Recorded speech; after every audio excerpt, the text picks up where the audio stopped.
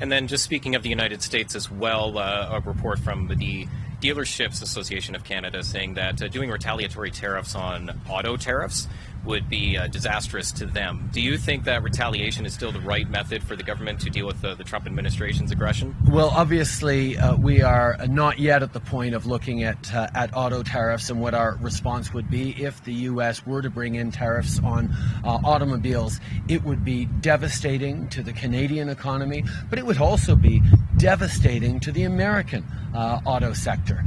And it's something that I continue to believe that the United States simply would not do. It would do so much damage to be quite frank, a number of states where the president's popularity is very much in play.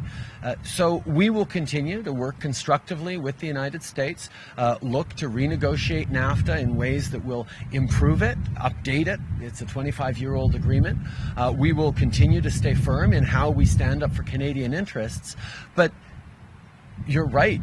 Tariffs end up hurting both sides. They're not a good thing to do. We believe in free trade. We would very much like to get there. We're going to continue to do what we need to do to defend Canadian interests and to get to the free trade that we know works best for Canadians and Americans. Lisa Hefner from CHCH. Minister Freeland, can I just ask for a follow-up to the first question? You were asked whether or not, you said that you don't expect retaliation from the U.S. due to these retaliatory measures because they're not warranted.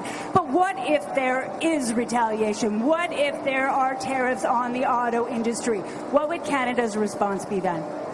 Well, the auto industry action, which is being contemplated in the U.S., the legal authority for it, which is being discussed, is Section 232 action.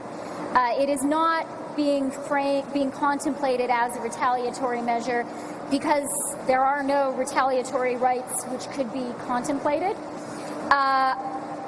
We have said, and I think that this is a feeling all Canadians share, that it is absurd to consider that Canadian steel and aluminum could pose a national security threat. How much even more absurd it is to suggest that car parts made in Canada to go into a car manufactured in the United States, which very well may be sold back to a Canadian, that those car parts could be a security threat. How absurd is it to suggest that a car manufactured in Canada with a very great number of U.S. parts, which is the case for cars manufactured in Canada, how absurd to suggest that that car could pose a national security threat. So the Section 232 action on cars, which is now under investigation by the Commerce Department, is absolutely absurd. We have been very clear about that in public and in private, and we will continue to be. I think it's also very important to underscore that the Canadian and the U.S. economy are highly integrated.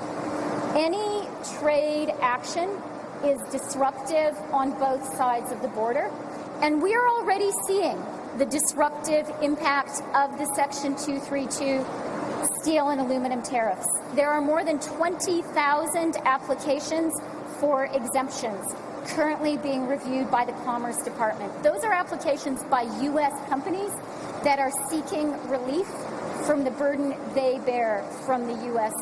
Section 232 steel and aluminum tariffs.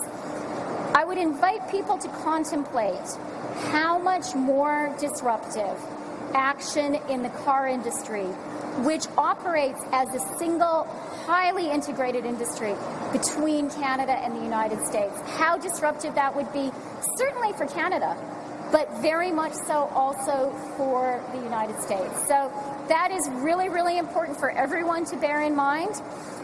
And I think that that is an issue where it is absolutely imperative that common sense should prevail.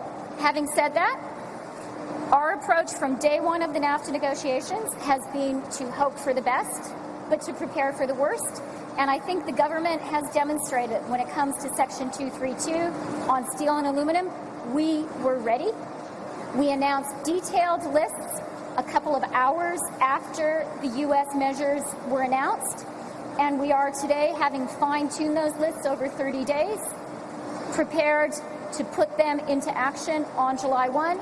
We're ready, really, for pretty much anything. Thank you. Thanks, everyone.